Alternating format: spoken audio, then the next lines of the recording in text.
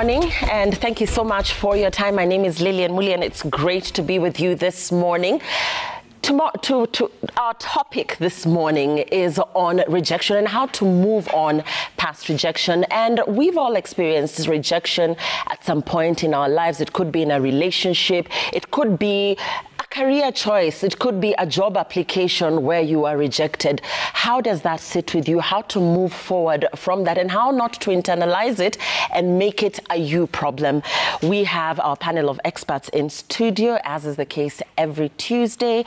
I'm sitting in for Safin Achieng this morning, and on this end is CJ. We also have Roberta and Ken with us this morning. Good morning, guys. Good morning. Good to see you. Roberta, I'll start with you, and then the gentlemen, of course, can jump in. When we talk about rejection, what's your interpretation of that? Because it sits differently for different people. And maybe you could share a personal experience of rejection and how that sat with you, what it felt like. What is rejection? Yeah. Well, you know, something I've realized is that as we're growing up, we're not really taught to deal with rejection. And we're not really put in the face of rejection, especially. And I realized, kwanza parents wanapenda sana kuonesha watoto wao, you know, you're accepted everywhere. Kuna hizi kwanza shule, kuna hizi prizes zinapewango, participation prizes, where everyone is a winner, even if you did not do your best. So we're not really socialized or exposed to rejection as we're growing up, which I think is a very essential part of life, because not everywhere you go, you're told yes. Not everywhere you go, you're accepted immediately. So it's something that we need to think about a lot. And rejection looks very different in different phases, in different parts of your life. Personal story, hata nilikuwa rejected last week. Ken anasema, that's why I'm suggesting this topic, so that I can heal from here. Moving on, rejection looks very different, and it happens, like I said, in very different parts of our lives. Yenye nataka tufocus sana leo maybe ni relationships, so that maybe we can see what it looks like. But the most simplest way to show what rejection looks like, I'd say, is when someone tells you a simple no. And simple is no is a full sentence. But because we're not used to no being a full sentence, and a lot of us love to beat around the bush, especially when we're, you know, passing on rejection or being rejected, we don't know that no is a full sentence, and that's fine in itself. So I think tunafaa tuanze hapo kwa no ni no na no ni sawa. How no might look like is, like I said, someone telling you no. And I think how you should navigate with that is that it makes a lot of feelings start to crop up. Feelings of rejection are very, very sad.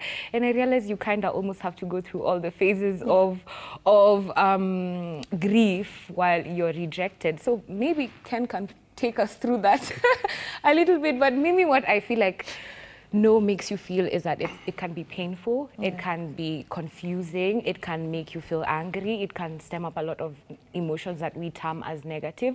But these feelings are very, very normal. All these feelings that we go through are still on the spectrum, and they're very much allowed for every human being to feel. So rejection is painful, but today let us decipher how we can move through it and be more accepting and accept that. I'm sure everyone on this panel has gone through rejection at some point, but we're here looking beautiful and happy still. So it's part of life. Ken, what are your thoughts? People need to understand something. Rejection is not a reflection of your self-worth. It's just a reflection of a mismatch, that things did not work. And sometimes when you take the direction of looking at it like self-worth, then you get it wrong, because not all relationships are meant to work. What Bobby was talking about is we need to also understand nobody gets into a relationship to end the relationship. All other things that we do in life, you get to school knowing the end day, the closing day, the expected year of completion, and the graduation. But when you get into a relationship, nobody thinks that this can end. And so when you put all your in things together, you give yourself to somebody, you become vulnerable to them, and you're not looking at a situation where they can leave you or reject you or tell you you're no longer the person that I was hoping to find. And when you start looking at, I gave myself to this person, I invested in this person, I was looking forward. I don't know whether you guys have ever seen this meme of a girl who was rejected, and then she says, nilimpelekea mpaka shushu akatemewa mate. Alienda na mate ya shushu yangu. Deep.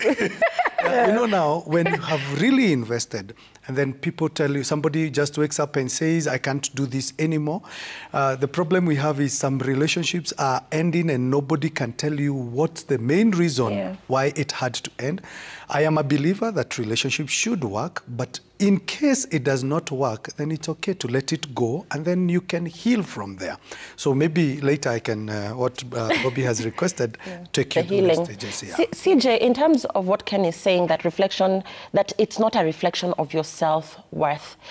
When we enter into relationships, often you find people morph into each other in terms of, you know, I'm so dependent on you, I'm drawing from you. And so culturally, you know, and even with our upbringing, how we were brought up, and ultimately how you define rejection when somebody exits or decides this is not for me, how much of that is defined by our upbringing in terms of, you know, whether we were validated enough or not, whether we were hugged enough as children or not, the environment we grew up in, and also that symbiotic nature of a relationship where, based on your upbringing, you're sucking in too much, you're taking in too much from the other person. I think there's a lot of our upbringing in how we show up in relationships. Bobby must have grown up in a different generation from myself, probably, and Ken. We had more no's than we ever had anything. You know, you want something to be bought? No, we can't afford it. I want to go to this school? No, we can't afford that. I want to try this? No. So our paths were very narrow. No extra classes, no sports, no nothing, because people are working on a tight budget. So you hear so much no in your life that begins to form your psyche. And there wasn't much of affirmation, the parental awareness that people have right now. Hug your children when they come home, talk to them in a certain way. So when you've come from probably a generation like ours who had a lot of no's, you kind of nearly build a defense against this, because it looks like life is always throwing at you a no, and it's always trying to put you down. So when you want to show up anyway, you want to show up in your best, and you do not want to take any other no's. The flip side of it is having a people who then never try to show up at all, because they already preempt that they're going to be rejected. We also, from a cultural perspective, Lillian, we have grace for people failing in everything else apart from relationships. Anybody can fail at work. You can quit school, you can leave a job, you can start a business and close it and all that. But if a relationship doesn't work, there's this stigma that is put on you. It looks like all your life choices are terrible. But you see, when I'm dealing with somebody, they get to know me at that particular moment and only a glimpse of whom I am. That's why Ken talked about don't put your whole self-worth there, because you only get to know a bit of me at that particular point. And maybe this bit of me does not fit with where you are. You are changing, I am changing, and circumstances also have a role to play. And so maybe at that particular point, this is not a fit for you, but that doesn't mean that I'm not good enough. Why it hurts is that we do so much to try and impress people, because again, the cultural, marriage or relationships are nearly the ultimate success for anybody. So if you've gotten a job as a man, so when are you bringing in somebody? If you're a lady, is there nobody coming in? It's like all these things, you know, we've educated you, so now you need to settle down. It's like the ultimate success. So we try to put in our best, but have we really been built up and socialized for those relationships? I don't think so. We spend so much time building careers, learning how to manage our money, advancing ourselves, in fact, to the detriment of our social lives, to the point where you don't even have time to socialize. Yeah, and I'll have Roberta and Ken, and there's something that I had touched on, which is how much we get attached. And so the rejection is really not an option as far as you're concerned, because this person has become your life, literally. So how healthy is that? And then when now it comes to the rejection, that denial, that how can this person, and rejection can even be if this person is going out without you, if they're making new friends outside of you that perhaps are not your friends either. I don't know what you guys think about that, but that unhealthy way of relating that makes rejection a no-no, and yet it could actually be a positive thing if the relationship is headed in the wrong way. And it is because, you see, if I look at a relationship as my ultimate mark of success, then I will do everything to make it work. So even when it is abusive, even when it is unhealthy, I feel like I need to stick in there. I become so dependent. If I think that, you know, Bobby is the only person who's ever accepted me, I will not want to let her go. Mm-hmm. So even when she's treating me somehow, I am trying to validate myself by her validation, and so I will stay in it. So it's important that we get to understand. We show our best, yes, but then the person can only see a glimpse of whom you are. They don't see the whole of you, so they have the opportunity to either make the choice to accept you, or they may as well decide they don't want to have you, and that doesn't mean anything with you. Yeah, Bobby, Ken. Yeah, let me add onto what CJ said. In the beginning, when you started speaking, there's something called rejection exposure, which I think that's what you guys were going through without realizing that that's what was happening. This is when you intentionally put yourself in a space where you put yourself out there to get rejected, so that over time it becomes normal. You become kind of used to it. And this is something I totally suggest, especially to the people who anxiously attach in relationships. So, rejection exposure is this. You can do a simple thing is you can go outside, like in town, and you ask people for something, random people, or I know it's a bit risky right now in Nairobi, but maybe you can do it in a safer space, like even like in the office setting or, you know, around where you live. You just ask random people for anything, like, Lillian, can I use your car today? Yeah. No, you can't borrow my car. CJ, can I please take your shoes with me? No, you can't take. So when you hear it, when you hear the no a lot, it becomes something that is normal, and then you take it as part of life. So the anxiously attached people, these are the people who were rejected a lot in their childhood. So now they become adults who taking no it really throws them off. It really hurts their feelings because they never had anyone who gave them the validation. They're consistently seeking it from their partner. Yeah. They want to hang out all the time. They need you to reply messages in 30 seconds. If you don't, they'll call your mom and ask, Lilian, mbona hachukui simu zangu? And we don't notice this happening because in the beginning it looks like care. So it's a trauma response if your heart starts pounding. If I call my best friend and my heart starts pounding, because why is she not picking my phone? What have I done this time? Why is she not talking to me? You're supposed to be okay. Yeah. You're supposed to be okay even through the day, which a lot of us don't know because we're not used to or exposed to rejection. So when Ken takes 30 minutes to reply your message, you're thinking, is he dead? Yeah. Where has he gone? Has he traveled? He's abandoned me. He wants to break up. He hates me. He doesn't want to see me again. And it's something you need to start teaching yourself to be able to create this validation that you're seeking from outside. You're supposed to be able to create it internally. So once you work on your self-worth, do not put everything on the other person. You're supposed to be very whole as a person, even within a relationship. You're supposed to be okay if they don't call you back, if they don't text back. I mean, you know your person, so you know the limits within which if he hasn't talked to me in 9 hours, something is wrong. If he hasn't talked to me in 2 hours, something is wrong. But on a very normal day, we go the whole day without talking to our moms sometimes, without talking to our brothers, without talking to our friends.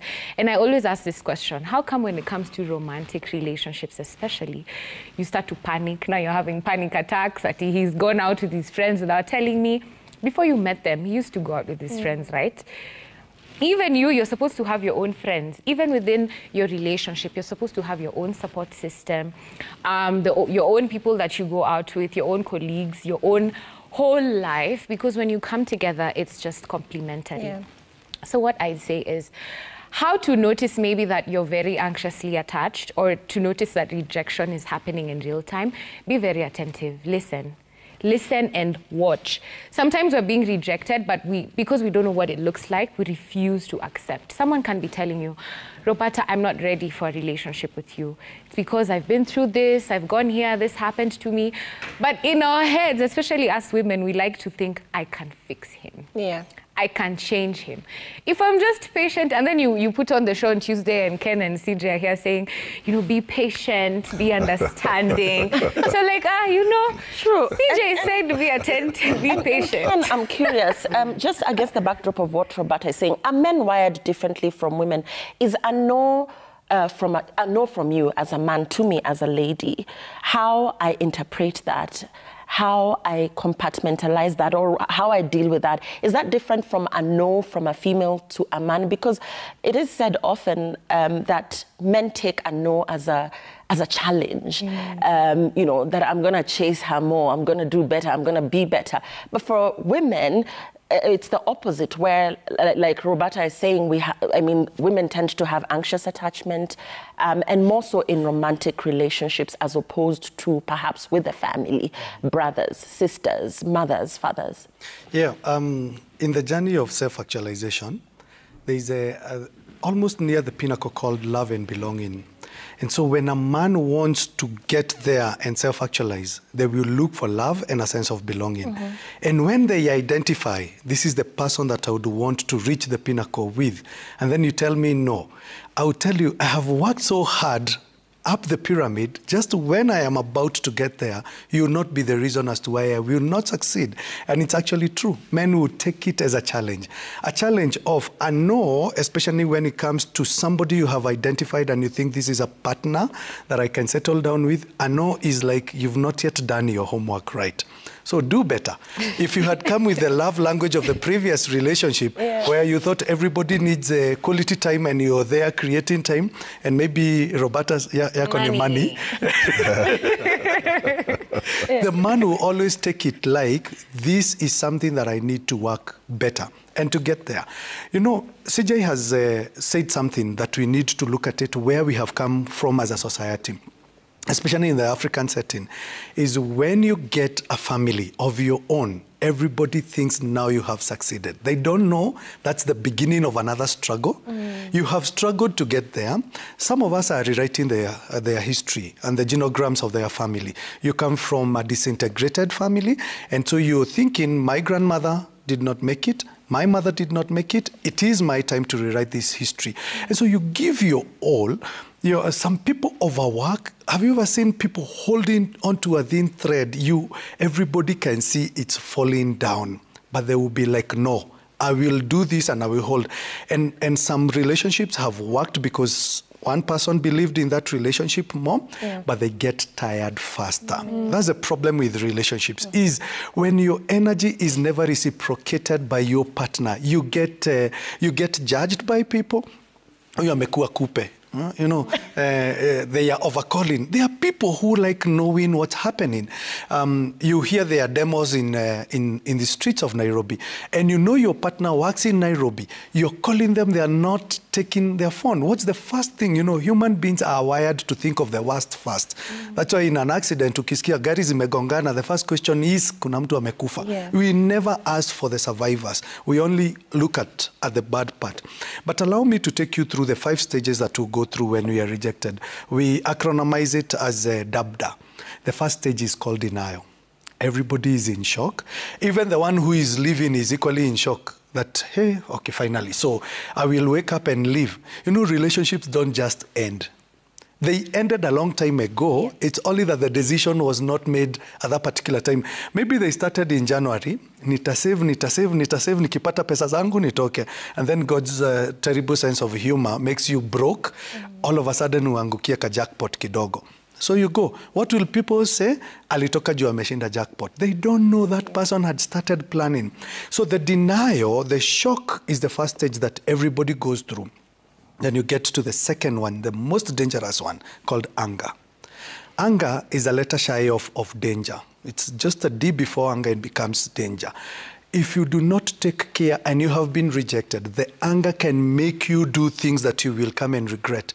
It is the anger that makes you wait for that car and you start hitting it. You go to their workplace and you want to do all manners of things and get even. You will start even punishing the gifts that you received. Kama ni TV uigonganisha, because your anger now is attached towards any sign that reminds you of that person. You would tell me who are more dangerous when they are angry, whether it's men or women. I don't want to make it a gender issue. Then we go to B, the bargaining, where you think what Bobby was talking about. I can fix this. It's me who was the problem. He kept on complaining that I don't create time. I will now create time. She kept on complaining that I am an alcoholic. I will actually resign from this job. And you send her the letter. This is the letter I've just sent to my boss. I am ready to lose everything and start working on this again. You're now bargaining. You even start bargaining with God. You've people who now become spiritually fanatic. They go to retreats, they start fasting, they start joining praise and worship teams, all in the hope of bargaining that this can work. And that's why I keep telling people, a church is a gathering of sinners. Don't go there thinking everybody is a saint. Some of the people there are actually bargaining with God. That's why they are overdoing it. Then D is the depression. There are some people who have gotten sick because of rejection. And this can also have a ripple effect on the community. There's something in psychology we believe called a community trauma, where if the people before you were rejected, then you will be like, we have been a cursed generation. It runs in our family. And then it becomes depressive that all of you now go to coping mechanisms. The entire family becomes alcoholics. It's a coping mechanism. We start now drinking, and when we are drinking, we start talking of the relationships and cursing. Everybody you don't even know who is the oldest one, because the trauma in that family is too much. Cuts across, But there is the A, the acceptance, where you accept that I will move on, I will dust off this coat, I will rise up and I will continue. Acceptance comes as part of your healing, and healing takes time. The rebound, where you move from one relationship into the next, is a bargaining phase where you get somebody just to show them, siata mimi, I can get, there's something that is trending over this week where a PA have been graduated. I don't want to discuss that.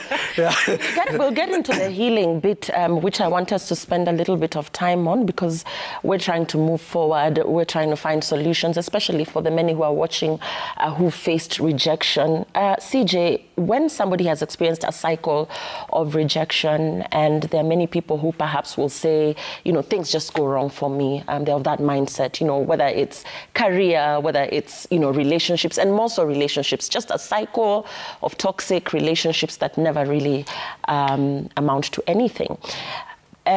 What this person is bringing on the table as regards that history, and constantly, perhaps now getting so close as partners that now you start revealing, my first boyfriend did this, my second one did this, the third one did this. And, just actually being very open about the fact that you've had no luck in relationships. What does that do to the possibility of a healthy relationship where that rejection will not happen again? Well, I don't know whether rejection will get to a place where it won't happen again, because it will happen subtly, covertly, in various ways. It may be as simple as, Bobby talked about. It could just be you ask for something and you hear a no. You can't get into a relationship and expect that this person is now going to give you everything because you have suffered rejection all through. It just means that you need to build yourself up in a way to handle things as they come, because you don't also want to come into a therapy session in the guise of a relationship where you are relating with this person, but actually what you're looking for is a therapist or a nanny. You want to have a real relationship. So they're always cautious, walking on eggshells, they don't want to hurt you. Some people use their pain as manipulation so that you can call them out, you can't hold them to account. You can't relate with them straight because everybody has treated me like this. So you also want to treat me the same way other people have treated me, and they don't take responsibility. It's important, the acceptance that Ken is talking about, it's important that when I have dealt with my issues and I've got into the place of acceptance, that I need to know if I'm going to relate with Lillian, I'm going to start afresh, and I've got to show up as an adult, and I'm going to take responsibility and be accountable, and I'm going to work it out. And there's a possibility that it will work, and there's a possibility it may not work. And I shouldn't drag my past into this. I cannot make this person become the victim of the things that I've gone through so that they cannot call out behavior or hold me to account in a certain way. So I think the healing process is very important so that we are able to relate. healthily. But if we do an introspection, we may also see areas where we needed to improve.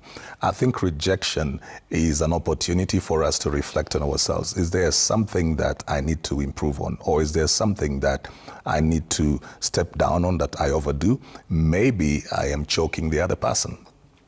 I'm in their space a lot, or maybe I am unavailable. So is there something that could have been changed with me? Was it something with the other person? Was it just around the relationship? Is it the structure of the relationship that was a problem? Because sometimes it's not even the two of you. It's the structure of your relationship. You're trying to build something that both of you know can't work. You know, the fish and the bird falling in love. You know it's not going to work because where are you going to live? And you're trying to force this relationship, so you keep on fighting. Come into the water. No, come onto the tree. It's not going to work. There's no problem with the fish, no problem with the bird, but the structure. So I feel that when you're moving into the next, start on a new slate, but be very honest with yourself. And then do not even try to avoid rejection. It's part of your growth process. And life is nothing without some of those hits.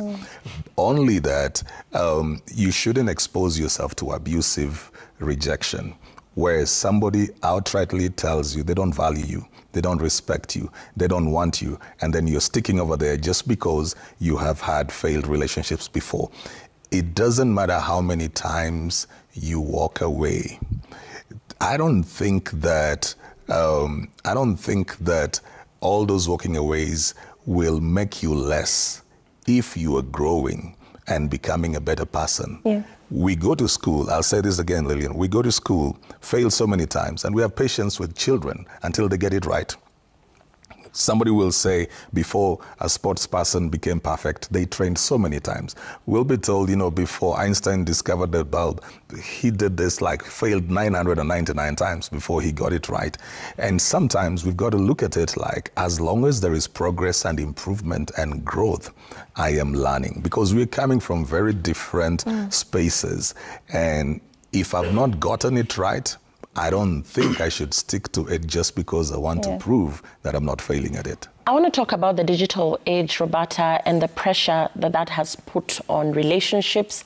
There's something currently happening which is called the boyfriend or the girlfriend reveal, where, you know, it's a hand today, it's a leg tomorrow. So first of all, why the soft launch? Sorry, I'm analog. And then, you know, just, you know, things like ghosting, you know. So ghosting, another tactic where, you know, so, and I was reading a book where somebody spoke about, so you wake up today and the profile picture has disappeared. So a lot, the manipulation that CJ is talking about, but also the pressure that the digital age has brought into us in terms of validation in itself. And so when you talk about that validation, number one, exposing your partner, even being an issue in itself, not wanting to photograph them or expose them because you perhaps don't know about tomorrow.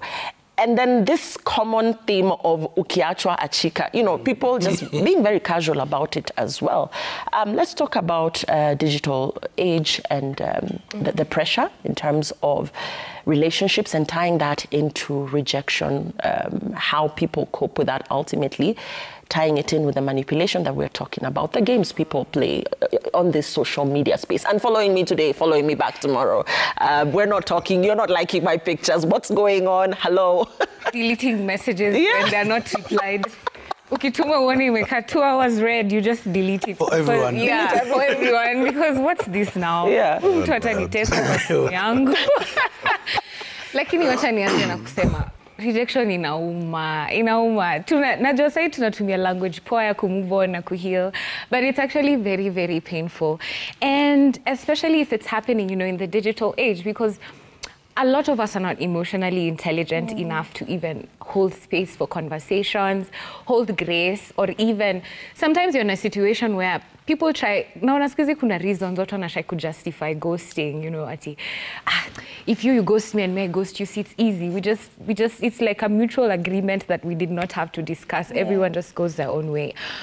But communication is the center of a lot, of every relationship, even your relationship with your boss. If you do not text to say you're not coming in today, how will I know that you have an issue?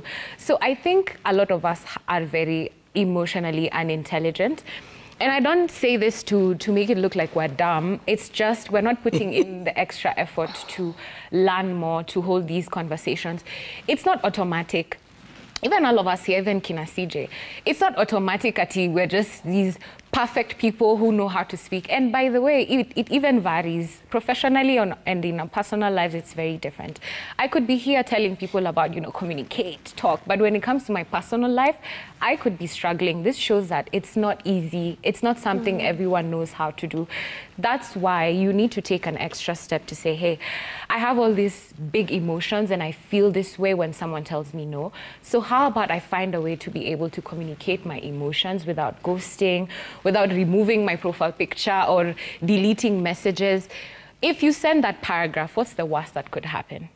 What's the worst? And by the way, disclaimer, we're not talking about abusive relationships. Yeah. We're talking about relationships where people can still talk to each other and actually probably care about each other.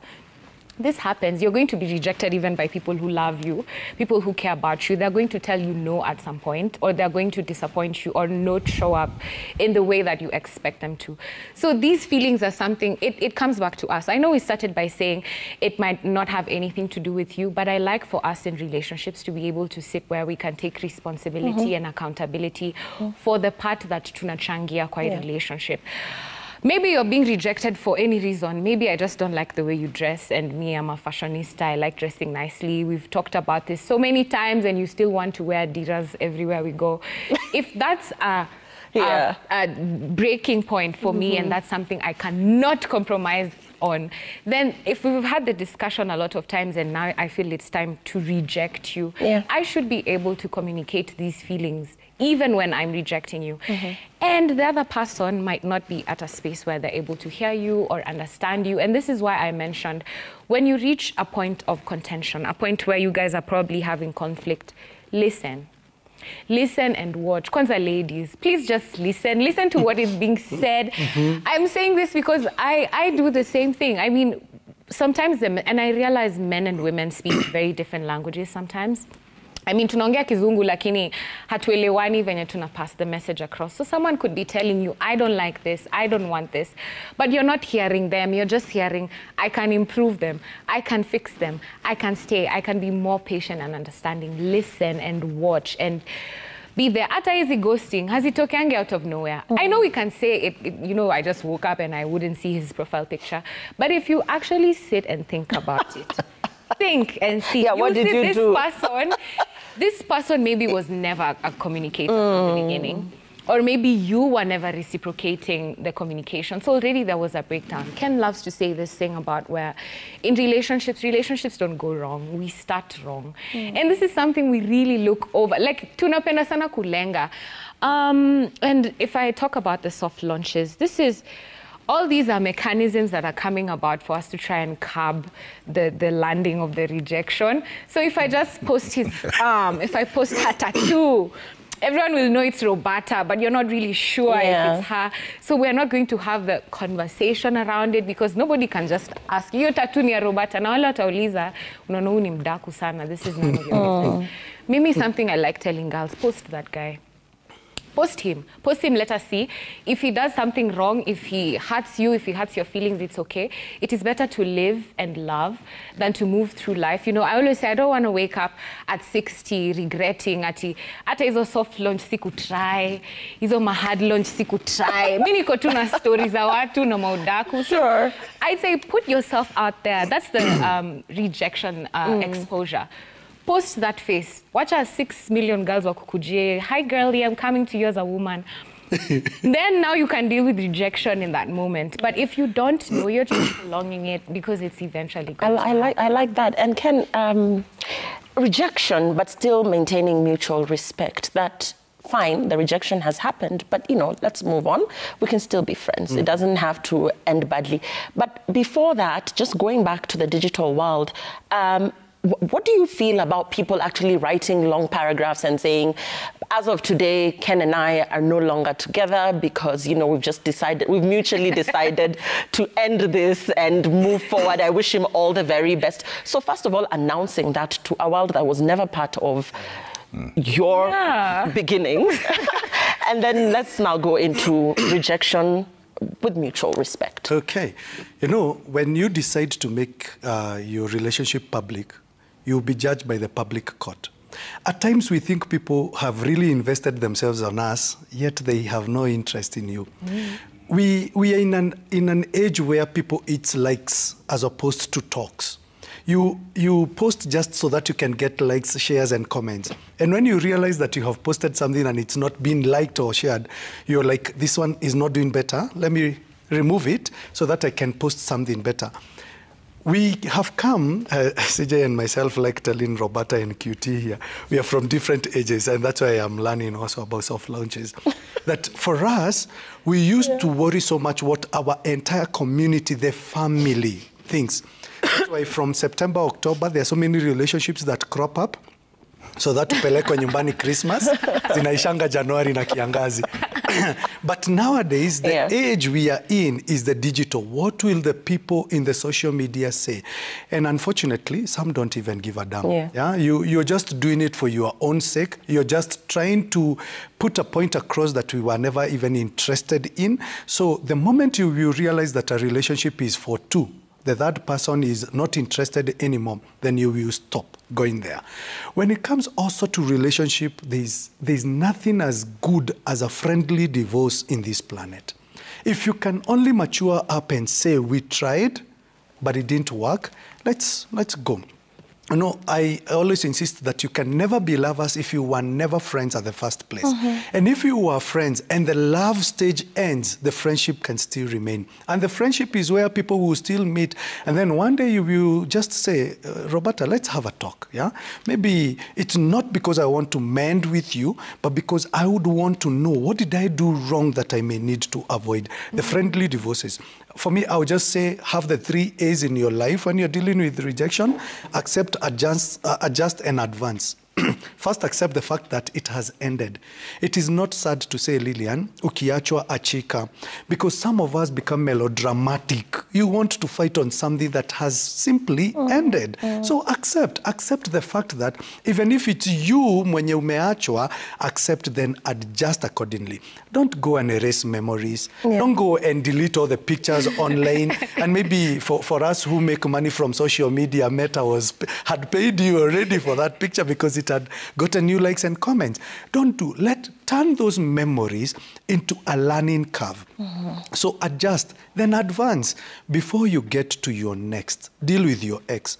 There are so many people who hurt people who are very innocent, because hurt people. You are rejected here, you never dealt with whatever hurt you there, and then you want to go to the next. So advance, but as you advance yourself first before you advance into a relationship. I like that. I like that. Roberta, you could comment on that, even as we touch on rejection being perhaps a positive thing, could be a redirection that, you know, it's your loss at the end of the day. You know, just looking at that and kind of owning it, you know, like what Ken is saying, and deciding, you know what, it's not such a bad thing after all. We can talk. You can tell me where things went wrong.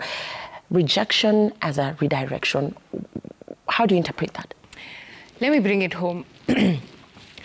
Mimi, you know, something I was working on actively last year is self-discipline intentionally in my life. And once I mastered this, I realized I can kind of bring it in when I need it and I can be okay without it.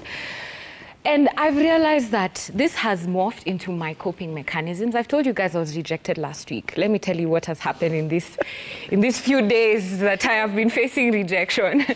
I went back to working out. I have caught up on all the work that was pending that I needed to do. I have hung out with all my family and friends and everyone that I love.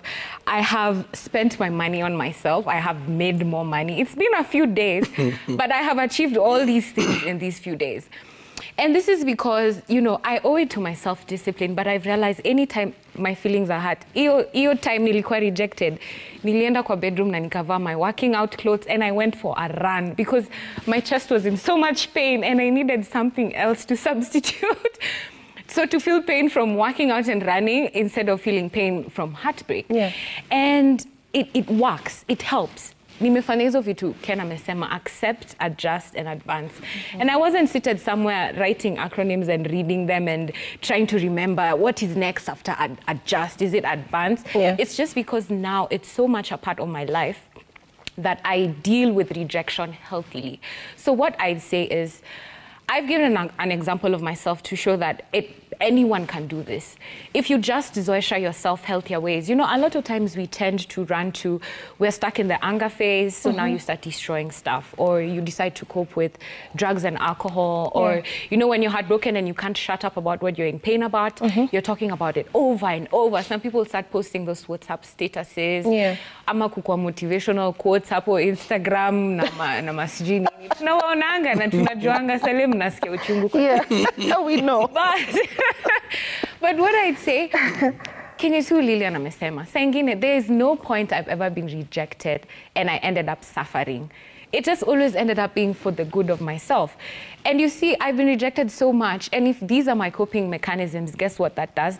It leaves me hotter, sexier, more intelligent, more fun, happier in the end, because I've accepted earlier. I don't dwell for months. I mean, it's like day 3 and I'm healing, but I'm still okay. I'm showing up, I'm fine. I'm not somewhere depressed in a corner crying about being rejected. There's nothing wrong to go through the motions of rejection, but as you practice a lot, you start to realize that it gets easier. So if you are healing for 8 months, now you're healing for a weekend. And it's just important that find yourself healthier healing mechanisms, and acceptance actually looks like sitting and saying, hey, this is happening. This has happened to me. Ujama by the ameniambia anitaki na ameniacha. So what do I do next? Be like me, start working out, eating right, loving yourself better. I promise, in 1 week, you start to feel good, you start to look better, and you start to, I know it might be a bit pompous, but you say, now he left all this, he rejected me. I love that. And the way I'm hotter and more intelligent, so it makes you feel better. I love that. So we'll be getting your final thoughts, guys. And CJ, to you, how can people stay grounded and not define themselves by that rejection, by the many no's? And again, we're talking about relationships here, but how not to define yourself by those no's. We've talked about self-destruct behavior. We've talked about this not defining your self-worth, but we know it's not easy. It's easier said than done, like Roberta is saying. And she's walked us through the positive things that you can do to make yourself feel better. So for you, how not to let these nasty experiences define you, if at all they're nasty, because we said rejection is not always a bad thing. No, it's not. And before I get into that, I need to say, you know, on the 3 A's of Ken, probably we need to do an assessment. You need to actually assess how it has affected you, so that you're not lying to yourself that it didn't affect you. If it hurt you, just accept. This thing has hurt me. I feel it. Because sometimes we also just want to move on like it didn't matter, but it did matter because of the weight that we put on people, which is then the thing that I would say, you know, when you're relating with anybody, yes, it is good to invest yourself in people, to value their opinion. Sometimes you get really connected to them, but always give them room to make an error as well. And that error is the error of judgment of whom you are. You bring your best. Today when we were coming over here, Bobby's so glammed up. You took some time before you came onto the set and stuff. Why? Because you want to bring your best foot forward. And you can do all of that, then somebody comes and says, this didn't fit in well. But they don't know how much work you put in to show up. You were trying to show up at your best. And if you've done your best to show up, don't let what the other person thinks is not your best affect you. Don't give too much weight on other people's opinion about yourself. That's what hurts us the most. When a stranger insults you or calls you names, it doesn't hurt you. Why? Because you don't put any weight to their words. It is people that you have given access that actually hurt you. So if you move around the street and somebody comes in and says something about you, you can actually laugh it off and go past it. But when it is somebody that you valued, somebody whose opinion you valued, it begins to weigh down on you. So it really means that how we feel is dependent on what we think about the person who is saying this thing. And we have to allow them to make mistakes. They also sometimes make mistakes in judgment. I may right now feel Lillian is not good enough for me. Then 5 years down the line, I'm in your DM every now and then. So you start saying my ex is all over me, because now they have noticed or realized something they didn't see at that particular point. So you cannot also put so much weight on somebody's temporary judgment at that particular point and make this become the permanent decision about how you view yourself. Value people's opinion, but don't make it your Bible truth. Right. We're closing now. Your parting remarks, lady and gentlemen? I say what I always say, love yourself enough to hear what message is being passed. Listen and watch. Sometimes rejection is not an outright no. It's he doesn't pick your calls, he doesn't show up, he doesn't talk to you, he doesn't want anything to do with you, but you're thinking you can fix him. You can't fix everyone. We're dependent na ujichague. For me, I would say one of the principles of an ego is it tests before it trusts. So test. Don't get into a relationship with the both feet from the word go. First test so that you know, are these murky waters or they are waters that are valid for me to get there. Wow. Relationship 101 with Ken, Roberta, and CJ. Always so interesting to hear from our experts here in studio. We're wishing you a lovely day. My name is Lillian Muli. I'll see you soon.